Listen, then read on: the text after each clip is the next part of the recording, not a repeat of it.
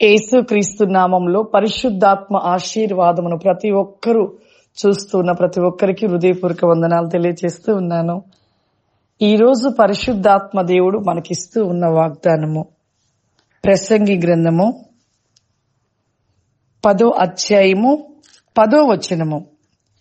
ఇనుప ఆయుధము మొద్దుగా ఉన్నప్పుడు దానిని పదును చెయ్యని యెడల పనిలో ఎక్కువ బలము వినియోగింపలేము. అయితే కార్యసిద్ధికి జ్ఞానమే ప్రధానము. ఈరోజు పరిశుద్ధాత్మ దేవుడు మనకిస్తున్న వాగ్దానము, మన జీవితంలో ప్రార్థన కలిగిన వారుగా ఉండాలి. పదును నిత్యము కూడా పదును పట్టే వరకు, అంటే నిత్యము ప్రార్థన అనే శక్తిని కలిగి ఉండాలి. ప్రార్థన చేస్తేనే, ప్రార్థన వల్లనే శక్తిని పొందుకుంటాము, జ్ఞానమును పొందుకుంటాము.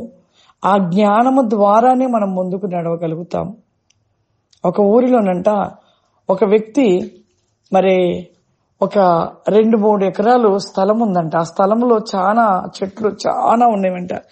ఆ 2 ఎకరాల స్థలంలో కూడా ఆ చెట్లు పెద్ద పెద్ద చెట్లు ఉన్నవి. అవన్నీ కూడా తీసేసి చక్కగా మంచి తోట వేయాలి అనేసి ఆలోచించాడంట ఒక వ్యక్తి. ఆ వ్యక్తి ఒక పనివానికి పిలిచి ఆ పనివాన్ని పెట్టి చెప్పాడంట, ఇవి 2 రోజుల్లో ఈ చెట్లను నువ్వు కొట్టేసేయాలి అనేసి చెప్పాడంట. చెప్పినప్పుడు సరే అయ్యా అని చెప్పి అతను మొట్టమొదటి రోజు గొడ్డలితోటి 10 చెట్లు నరికేశాడంట. 10-15 చెట్లు నరికేశాడంట. మళ్ళీ తెల్లారి ఒక 8 చెట్లు నరికాడంట. మళ్ళీ తెల్లారి ఒక 4 చెట్లు గిట్ల నరికాడంట. మరలా తెల్లారి 1-2 చెట్లు నరకగలిగాడంట. రోజంతా కూడా ఉదయం నుండి సాయంకాలం వరకు మొట్టమొదటి రోజు 15 చెట్లు నరికేశాడు. రెండో రోజుకి చూస్తే ఒక 8 చెట్లు నరికాడు. మూడో రోజు చూస్తే ఒక 4 నరికాడు. మరొక రోజు 4వ రోజు చూస్తే 1-2 నరకగలిగి పొద్దుటి నుండి కూడా సాయంకాలం వరకు. వెంటనే ఆ యొక్క పని చేపిస్తున్న వ్యక్తి ఆ యొక్క అధికారికి చెప్పాడంట, సార్ ఇలా ఈ వ్యక్తి రోజంతా కూడా 1-2 చెట్లు మొట్టమొదటి రోజు బాగా కొట్టాడు, తర్వాత రెండో రోజు పర్వాలేదు, ఇంకా మూడో రోజుకి వస్తేలుగా ఇంకా చాలా ఒక 4-5 కొట్టాడు, అసలు ఇక 4వ రోజుకి వస్తేలే ఒక 2 కొట్టాడు, ఉదయం నుండి అలాగే కొట్టాడు, చెట్లు అలా నరికేశాడు అని చెప్పాడంట.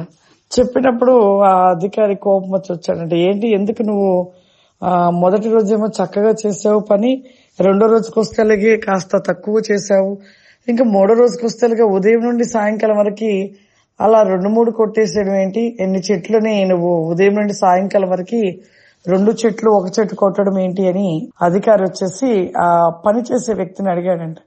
అడిగినప్పుడు ఆ వ్యక్తి చెప్పాడంట, అయ్యా మరి నాకేం తెలుసు, మొట్టమొదటి రోజు గొడ్డలతో కొడుతున్నప్పుడు చక్కగా నేను కొడుతున్న కొలది కూడా చెట్లు విరిగి పడిపోయాయి, అలా రాను రాను మరి ఆ చెట్లు నేను నరుకుతూనే ఉన్నాను కానీ అవి విరగక పడిపోవట్లేదు అన్నప్పుడు అప్పుడు ఆ అధికారి అన్నాడంట, నువ్వు ప్రతిరోజు గొడ్డలికి పదును పడుతున్నావా అని అడిగాడంట.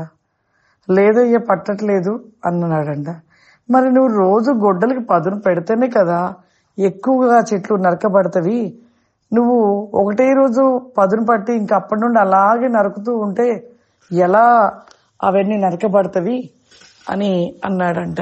అప్పుడు ఆ వ్యక్తి ఆలోచించాడంట, నిజమే మన జీవితంలో కూడా ఒక పదును కావాలి. ఇక్కడ వాక్యంలో కూడా రాయబడిన మాట అదే, ఇనుప ఆయుధములు మొద్దుగా ఉన్నప్పుడు దాని పదును చెయ్యని యెడల పనివానిలో ఎక్కువ బలము ఉపయోగించవలెను. చూడండి, పదును లేనప్పుడు వాడు ఉదయం నుండి ఎంత కొట్టి ఎంత బలంగా నరికినా కూడా ఆ చెట్టు నరకబడదు, విరగబడదు. ఎందుకు అంటే పదును లేదు గొడ్డల్లో. మన జీవితంలో కూడా ఒక దేవుని జ్ఞానము చేత ముందుకు వెళ్ళాలి, ప్రతిదీ విజయంను పొందుకోవాలి, ప్రతి కార్యము జరగాలి అంటే పదునైన శక్తిని మనం పొందుకోవాలి. ప్రతిరోజు కూడా ప్రార్థన, ఎంత ప్రార్థన చేస్తే అంత జ్ఞానం పొందుకుంటాము, అన్ని కార్యాలు మన పట్ల జరిగించబడతవి, అన్ని అద్భుతాలు జరిగించబడతవి. ఆ పదును కలిగిన గొడ్డలితో మొట్టమొదటి రోజు 15 చెట్లు నరికాడు.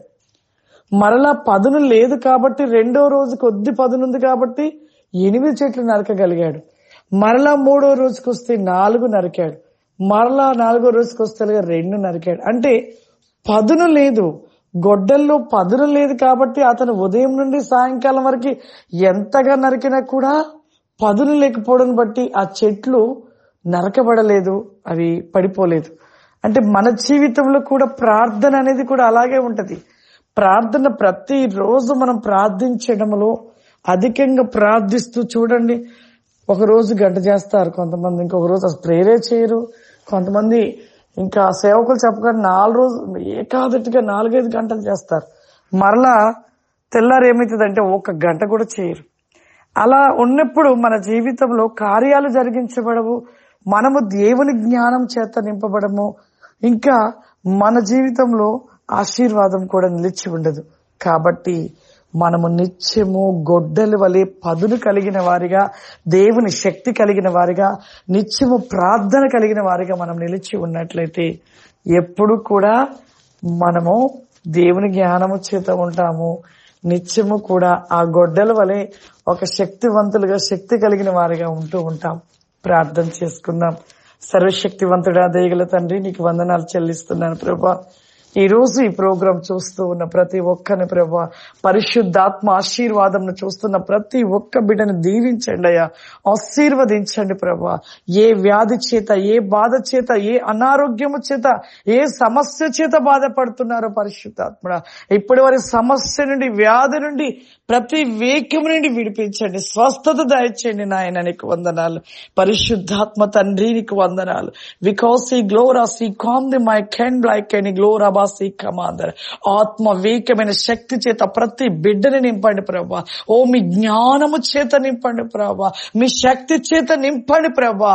ఒక్కొక్కరిని అగ్ని వలె మండించండి తండ్రి, నీకు స్తోత్రములు. ఓ గొప్ప వేకమైన కార్యములు వారి పట్ల జరిగించండి దేవా, నీకు స్తోత్రములు. Why can the list and my lord the holy spirit the బ్లాకెనిక్ ఆఫ్ అవర్ ఇమా కృప ఆశీర్వాద వేకమైన క్రీషల్ బికాస్ మీద ఇచ్చేయమని యేసు క్రీస్తు నామం నడిచిన తండ్రి, ఆమేన్. God bless you. దేవుడు మిమ్మల్ని దీవించును గాక. ఆమేన్.